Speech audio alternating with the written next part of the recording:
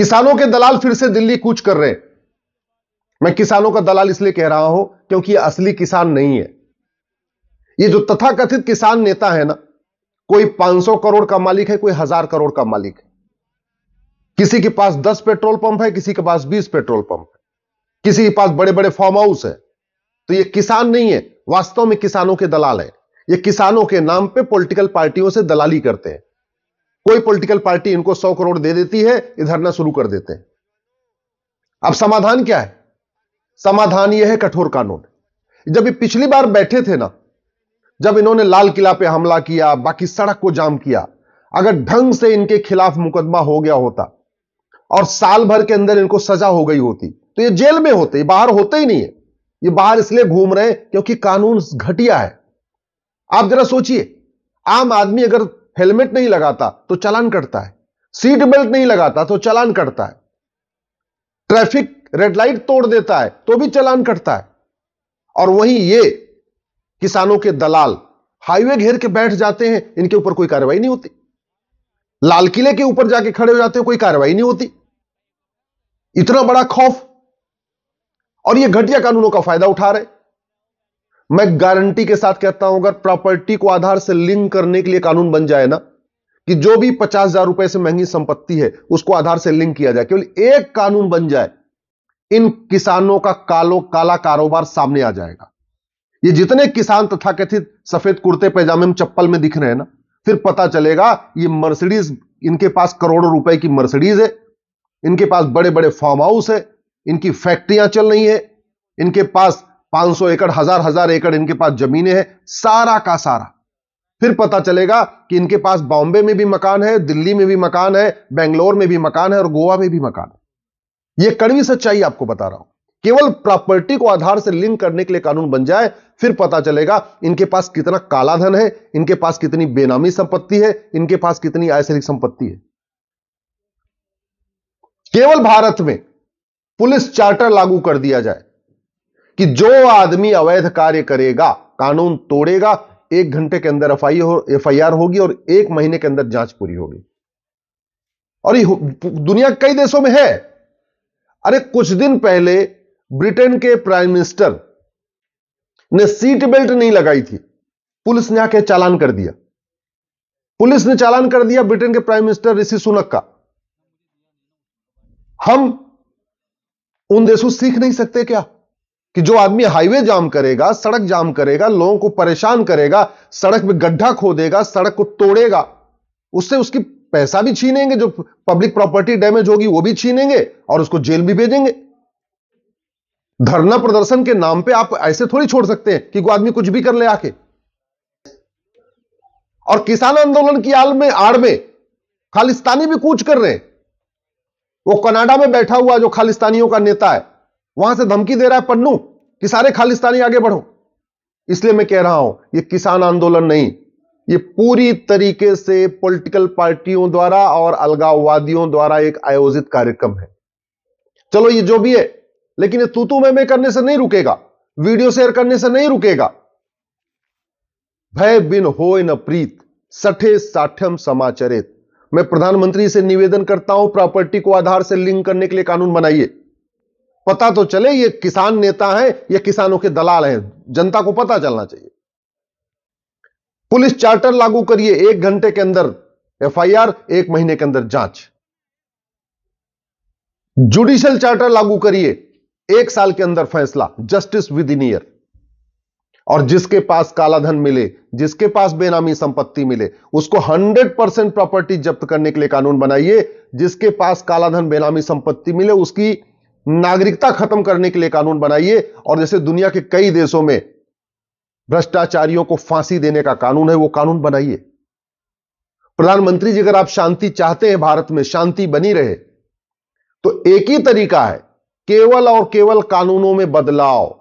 1861 का police act खत्म करिए, 1 नेशन 1 पुलिस कोड बनाइए। नार्को पॉलीग्राफ ब्रेन मैपिंग कानून बनाइए, आर्टिकल 20 में संशोधन करिए। ये प्रॉपर्टी को आधार से लिंक करने के लिए कानून बनाइए। भ्रष्टाचारियों की 100% प्रॉपर्टी जब्त करने, आजीवन कारावास देने, और नागरिकता खत्म करने के लिए कानून बनाइए। और सबसे ज्यादा जरूरी है, जुडिशियल चार्टर लागू करिए। 1 साल के अंदर मुकदमों का फैसला हो, यह अनिवार्य करिए। जब तक कानून नहीं बनेगा तब तक ये अलगाववादी, जिहादी, दलाल ये इकट्ठा होते रहेंगे। और ये जो आंदोलनजीवी बैठे हुए हैं ना, ये जो दिल्ली के तथाकथित खान मार्केट गैंग वाले, ये खान मार्केट गैंग वाले भी अरबपति हैं।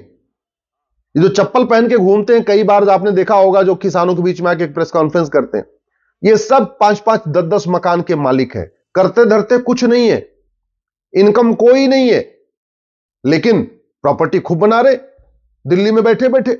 और कैसे? कभी उस पॉलिटिकल पार्टी की इशारे पे काम करेंगे, कभी दूसरी पॉलिटिकल पार्टी की इशारे काम करेंगे, कभी तीसरी पॉलिटिकल पार्टी के इशारे काम करेंगे। सरकार के खिलाफ माहौल बनाने के लिए ये कभी अखबारों में लेख लिखेंगे, कभी टीवी पे बाइट देंगे।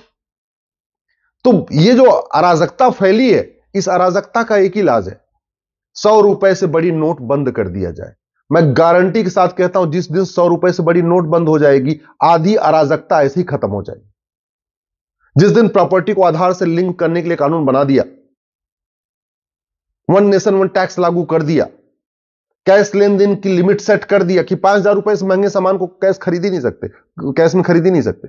ये जो तथाकथित नेता, अभिनेता, लेखक, बुद्धिजीवी इस किसान आंदोलन को समर्थक कर रहे हैं ना, ये सब कैश में मोटा कारोबार करते हैं, सब कैश में मोटा कारोबार करते हैं।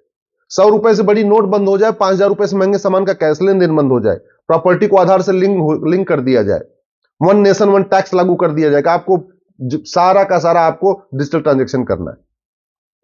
और जस्टिस विद इन ईयर लागू कर दिया जाए कि जिसके पास काला धन मिला, आयसरी संपत्ति मिली, बेनामी संपत्ति मिलेगी, उसका फैसला 1 साल में होगा। और भ्रष्टाचारियों की 100% प्रॉपर्टी जब्त होगी, भ्रष्टाचारियों की नागरिकता खत्म होगी। सिटीजनशिप खत्म करना सबसे इंपॉर्टेंट है। भ्रष्टाचारियों को आजीवन कारावास, फांसी का कानून, फांसी देंगे। मैं गारंटी के साथ कहता हूं ना, ये जो कभी इसके नाम पे, कभी उसके नाम पे, कभी उनके इशारे पे, कभी उनके इशारे पे, कभी कनाडा से पैसा मिल गया तो आंदोलन शुरू कर देंगे, कभी अमेरिका से पैसा मिल गया तो आंदोलन शुरू कर देंगे, कभी खाड़ी देशों से पैसा आ गया तो आंदोलन शुरू कर देंगे। ये सारे पत्थरबाज आंदोलन जीवी ना, ये सारे के सारे ठिकाने लग जाएंगे, सारे जेल में सड़ेंगे। ये बाहर इसलिए घूम रहे हैं, ये पॉलिटिकल पार्टियों के दलाल इसलिए बाहर घूम रहे हैं क्योंकि हमारा कानून घटिया है, हमारी न्यायिक व्यवस्था सड़ चुकी है। और फेसबुक पे शेयर करने से, ट्विटर पे ट्रेंडिंग करने से यह अराजकता खत्म नहीं होगी। अराजकता खत्म होगी सठे साठम समाचरित, इस सिद्धांत के अनुसार जब कानून होगा। अब भगवान श्री राम ने बोला, भय बिन होय न प्रीत। ये जो पॉलिटिकल पार्टियों के दलाल हैं, इनको भय नहीं है। और भय क्यों नहीं है? उनको पता है भारत में कानून का राज हो, कानून घटिया है। उनको भय इसलिए नहीं है कि वो जानते हैं कि भाई सोनिया गांधी को आज तक सजा नहीं हुई, वाड्रा को आज तक सजा नहीं हुई, राहुल गांधी को आज तक सजा नहीं, तो मुझे भी नहीं होगी। ये जो पॉलिटिकल पार्टियों के दलाल है ना, आंदोलन जीवी, समस्या जीवी, ये जानते हैं कि कानून महा घटिया है। मुकदमा 50 साल चलेगा और होगा कुछ नहीं, और 1000-2000 लोगों को भीड़ इकट्ठा करके घेर लेंगे तो मुकदमा वापस हो जाएगा। यही हो रहा है। अदरवाइज ये जो घूम रहे हैं ट्रैक्टर लेके और जो नए नए बयान दे रहे हैं, ऐसे थोड़ी करते। सड़क को खोद देना, हाईवे जाम कर देना, दिल्ली के आसपास जो लोग रहते हैं उनकी जिंदगी नरक हो जाती है हाईवे जाम होने के कारण। तो समाधान इसका क्या है? आप लोगों से मैं रिक्वेस्ट करता हूं, प्लीज दल गुलामी छोड़ दीजिए, जातियों के आधार पर बंटना छोड़ दीजिए, भाषा के आधार पर बंटना छोड़ दीजिए, पॉलिटिकल पार्टियों की गुलामी करना छोड़ दीजिए। अपने 4000 5000 फेसबुक फ्रेंड बनाइए, हर समस्या का मूल कारण लिखिए, अस्थायी समाधान लिखिए। नहीं तो ये नेता, अभिनेता, लेखक, बुद्धिजीवी, पत्रकार, कलमकार कभी गांधीवाद की बात करेंगे, कभी समाजवाद की बात करेंगे, कभी अंबेडकरवाद की बात करेंगे, पेरियारवाद की बात करेंगे। ऐसे नए नए जुमले देते रहेंगे, आप उसी जुमले में फंसे रहेंगे। न भ्रष्टाचार कम होगा, न अपराध कम होगा, न अराजकता कम होगी।